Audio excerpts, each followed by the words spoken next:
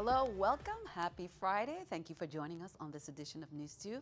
I'm Sandra Gumansing. In our top story, students and parents alike were a little worried this week when some sporting events that were normally part of an annual athletic meet did not occur. According to the Education Department, the events will resume, but they had to be suspended for the students' own safety. News 2's April Knight has details. Interscholastic sports were postponed, not totally suspended. That's according to the Department of Education after concerns over the suspension of a couple of sporting events that were part of an annual interscholastic meet. On Wednesday, during this cross-country event on St. Croix, for example, witnesses say that only private schools were present, no students from public schools. According to the Department of Education, they made the decision on October 7th out of concern for the students' safety. They said they have to find a more suitable insurance for the student athletes, and until that time, some sporting events would be suspended. Education spokesperson Cynthia Graham wrote in a statement that it was made in the best interest and safety of the students. In the same statement, the Education Department stated that a new insurance company has been identified and that as of middle of next week, the sporting events will resume. Volleyball and cross-country seem to be the only events affected. Under this current suspension, football was not affected, according to Education, because the season doesn't start until Saturday, October 22nd. The department recently hired a territorial athletic director, Peter Seipel, who on Friday was not available for comment. It is unclear when it became apparent to education officials that student insurance was going to be a problem and why it wasn't resolved before the sporting events began. Reporting for News 2, I'm April Knight. The Education Commissioner released a statement late Friday afternoon saying sporting events will resume on Monday, October 17th. All students will be required to provide proof of insurance at that time. Well, a Superior Court judge made a ruling on Thursday that dealt a blow to the Department of Human Services, which is already under fire for the abrupt removal of a majority of its patients and residents 2 weeks ago. A top Seaview official also gave an update on the status of residents at the nursing home. News 2's April Knight has the update.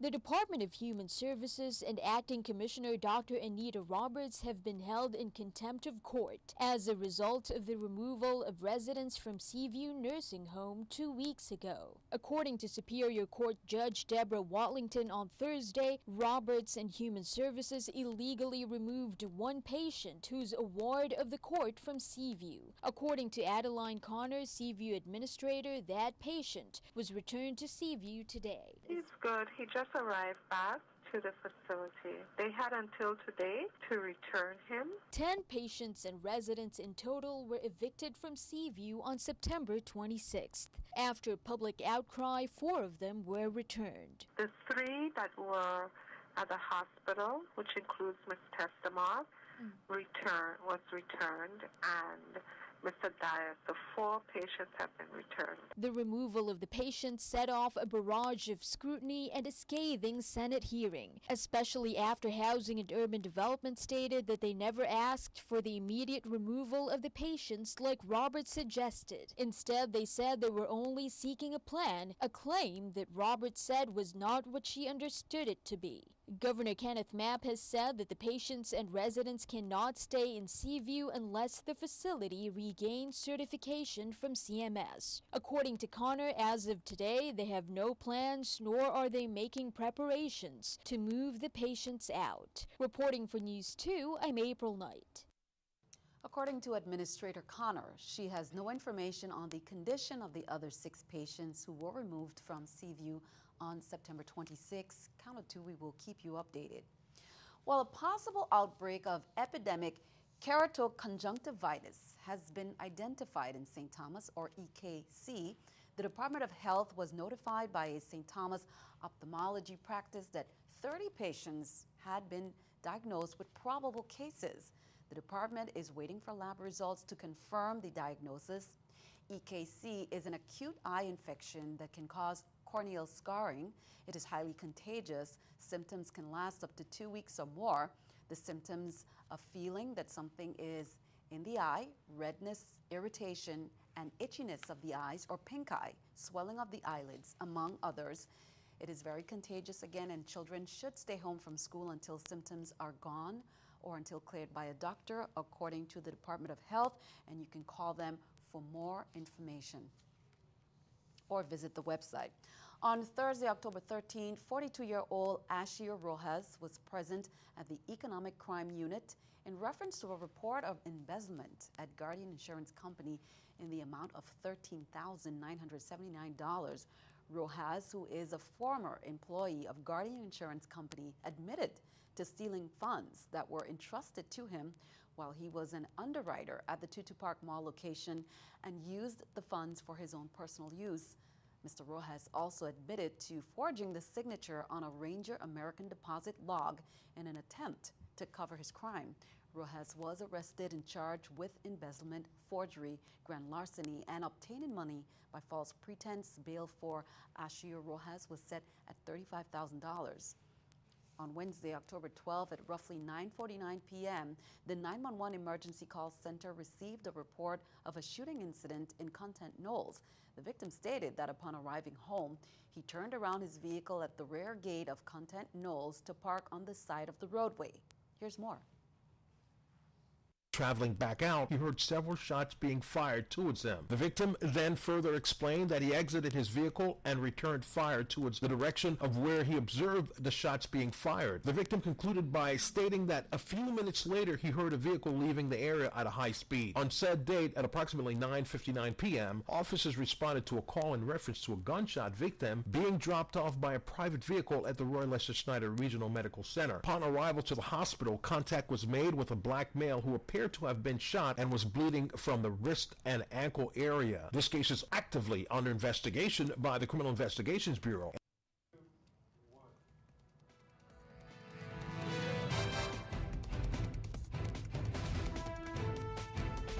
Well, lots of hurricane information to report. Let's take a look at this video. It's an amazing view of Hurricane Nicole over Bermuda. NASA astronauts aboard the International Space Station recorded this video on Thursday.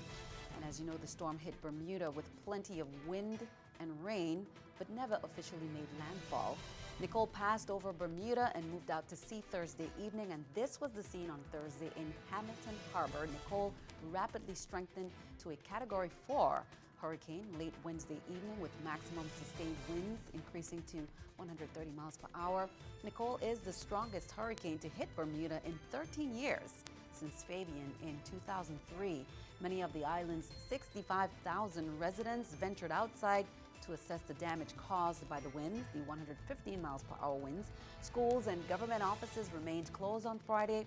Hurricane Nicole snapped trees, peeled off roofs, and flooded homes, damaged boats, and knocked out power to more than 27,000 customers. Well, in other news, several community organizations throughout the territory have mobilized to conduct hurricane relief drives for Haiti.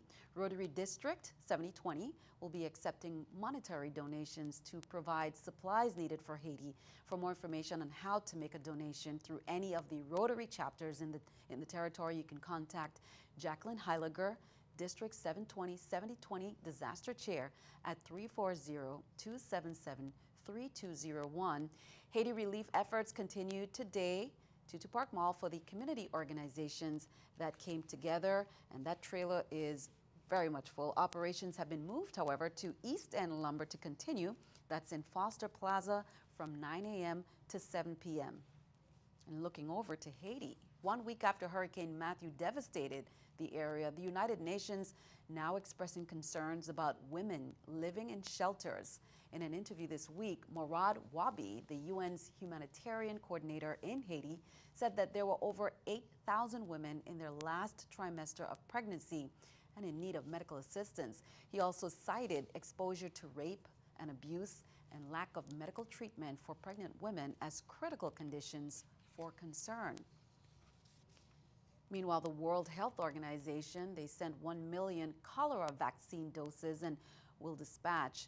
Dr. Dominique Legros, who's cholera focal point, sent it to Haiti at the end of the week to discuss with the Ministry of Health on how to best use the vaccines. They have already deployed some 80 staff from its regional office and had also provided materials for cholera care, treatment centers, beds, and materials for the treatment of patients. North Carolina is still feeling the after effects of Hurricane Matthew as massive flooding continues to torment residents. 22 people have died there as major rivers in the state continue to spill over flood stage. Many roads remain closed, hampering cleanup efforts, and authorities are searching for stranded residents. Keeping our eye on the economy, Honda is recalling 350,000 Civic vehicles because their parking brakes, they say, may not work correctly. A software glitch may prevent the electronic parking brakes from engaging in some cases, and that could cause a car to roll away and potentially lead to injuries. So far, no accidents or injuries have been reported. The problem affects some of the 2016 Civic coupes and sedans. Honda will start notifying their owners next month, and dealers will fix the glitch for free. Here's a look at the stock market watch at the New York Stock Exchange. As you can see, everything up. The Dow 39, NASDAQ, and S&P 500 also up. Coming up on News 2, we continue breast cancer awareness, all the information you need with all the events taking place this weekend, and how you can lend a hand. That's coming up.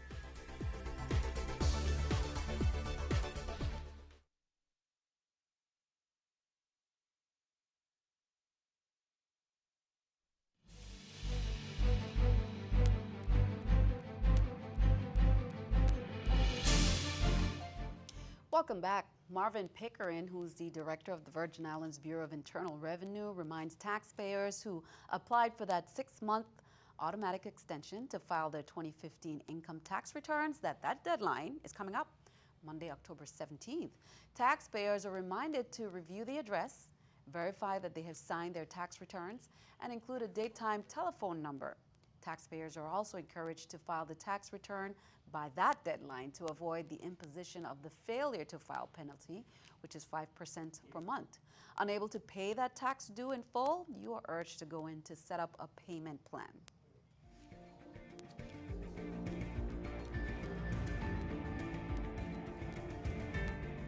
In recognition of Breast Cancer Awareness, breast concerns will be discussed Monday, October 17th from 5:30 to 7 p.m. at the Charlotte-Kimmelman Cancer Institute. There will be a panel discussion with many doctors from the Charlotte-Kimmelman Cancer with Vashti Whitfield, Lilibet Foster. We talked about that film that they're going to premiere this weekend. Charlene Kehoe of CSVI, Gaynell Harris, Dr. Samuel Hughes, who's a radiation oncologist, Dr. Francisco Landron, the pathologist, Dr. Rabindranath Bakan, the medical oncologist, Dr. Edwin Williams, and Dr. Elaine Polanese. They are reconstructive plastic surgeons.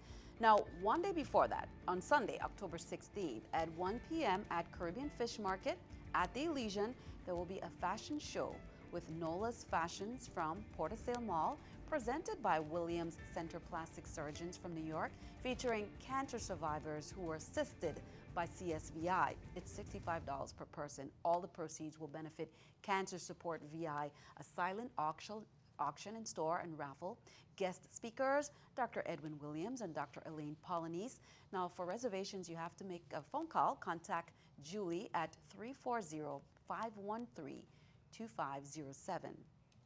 Now, these events, as well as the Pink Out Zumbathon and Forum's film premiere of Be Here Now, the Andy Whitfield story, they're all presented by CSVI, taking place this weekend on Saturday.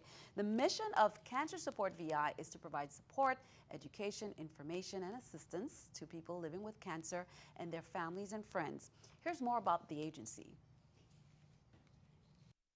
We provide financial assistance to uninsured and underinsured cancer patients in the community.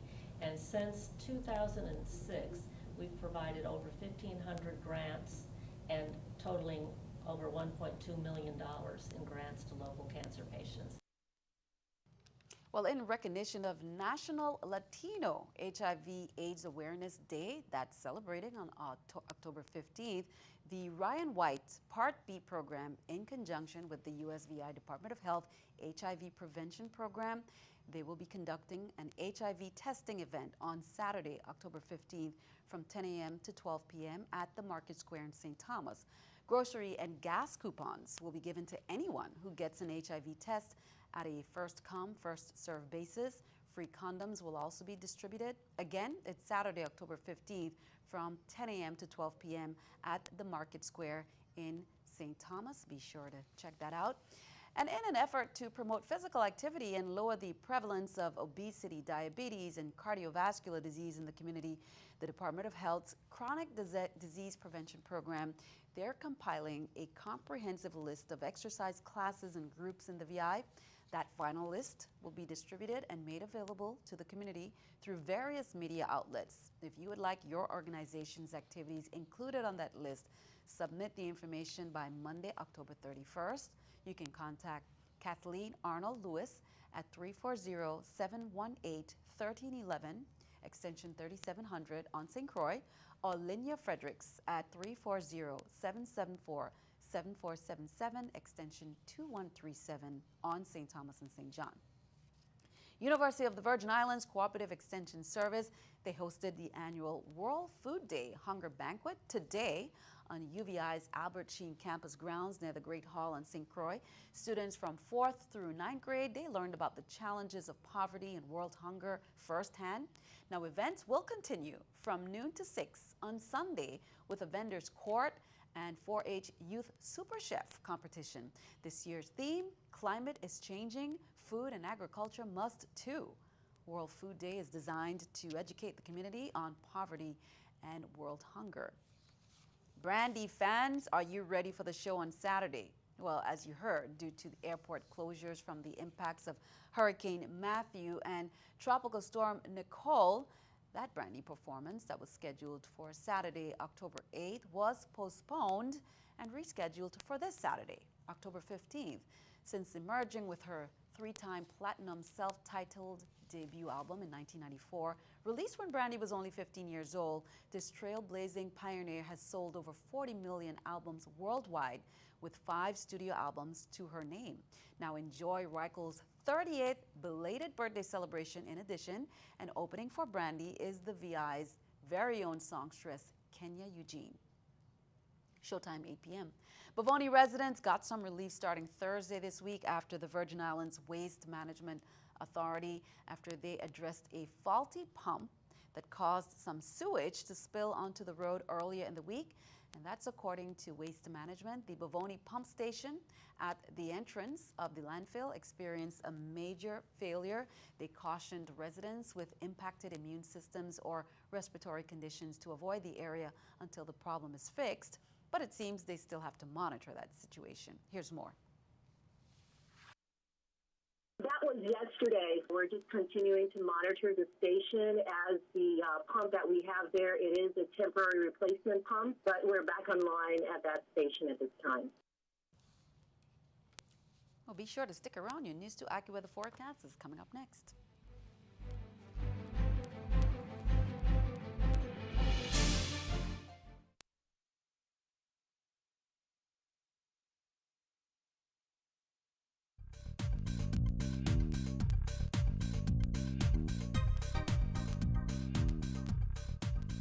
Well, we're not really seeing any major weather patterns over the next couple of days and into your weekend. Take a look at the satellite. There's a couple of sprinkled showers across the islands, but other than that, we're looking quite nice. And even as we look in closer, not too much going on. So for tonight, could see a passing trade wind shower, partly cloudy skies, 79 degrees. Moving into tomorrow, we'll see a shower or two. As I said, it's going to be a nice quieter pattern. A couple of moderate trade wind showers that could move through the area. That's in St. John, St. Thomas, 89 degrees out there. And down in St. Croix, temperatures a little bit cooler, 85 degrees with a shower or two moving through as well. Now, as we head out to the water, as Nicole has pulled away, our waters have definitely calmed down, but there is still a small craft advisory on the Atlantic side of the island, and that's because of some swells that are still pretty big. Generally, waves are 3 to 5 feet and winds out of the east 5 to 10 knots. So we'll start to see that small craft advisory go away as these waves and the swells continue to lessen. Now on the Caribbean side, this is the place if you want to head out to the beach that you need to be at. Waves 3 to 5 feet, winds out of the east 5 to 10 knots, but those swells are definitely calmer, and there's also not as high of a chance of rip currents out here as well. So much safer to visit the beaches out on the south side of the islands. Now take a look at the satellite. This is what's going to be affecting us come next week. We're seeing this big area of disturbance. It's an upper level low. It's going to be pushing some moisture into the Caribbean, and over the southeast United States right now is a trough, and those two things combined are going to stir up the atmosphere. And come Monday, Tuesday, Wednesday of next week, our weather is going to start to be just slightly more disturbed. So the weekend, passing trade wind shower. Come Monday and Tuesday, we'll start to have more of those thunderstorms as that broad upper level low begins to push that moisture up into our area. So Tuesday and Wednesday looking wetter, could have a chance of showers and thunderstorms as well. Back to you, Sandy. Thanks for that. It's time for our News to Weather picture there by Jaden Paul, 4th grader of Alfredo Andrews Elementary School. Jaden is ready for some sunshine and nice weather as we head into the weekend. Jaden, have a wonderful one. Send us your News to Weather picture to the address on the screen. Coming up right there, be sure to include your name, age, just like Jaden did, and tune in to see it right here on News 2. Stick around. News to Sports comes your way next.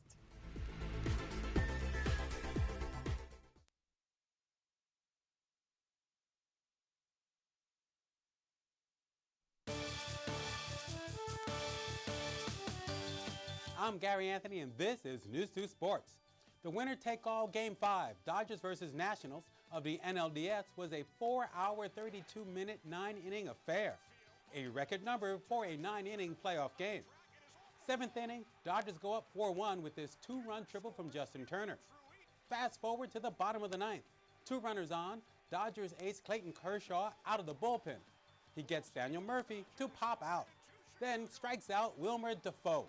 Dodgers win and go on to face the Cubs for the National League pennant on Saturday in Chicago. The ALCS begins tonight with the Toronto Blue Jays facing the Cleveland Indians in the best-of-7 series. On to the NFL for another Thursday night clunker as the Broncos visit San Diego to face the Chargers in a battle of AFC West rivals. First quarter, Chargers QB Phillip Rivers to tight end Hunter Henry for the touchdown. Chargers up 7-0. On to the fourth. After recovering an onside kick, last chance for the Broncos. Trevor Siemian with the Hail Mary gets knocked down. Chargers win 21-13 and the Broncos have lost 2 straight. We move on to tennis for the 2016 St. Croix Open at the St. Croix Tennis Club.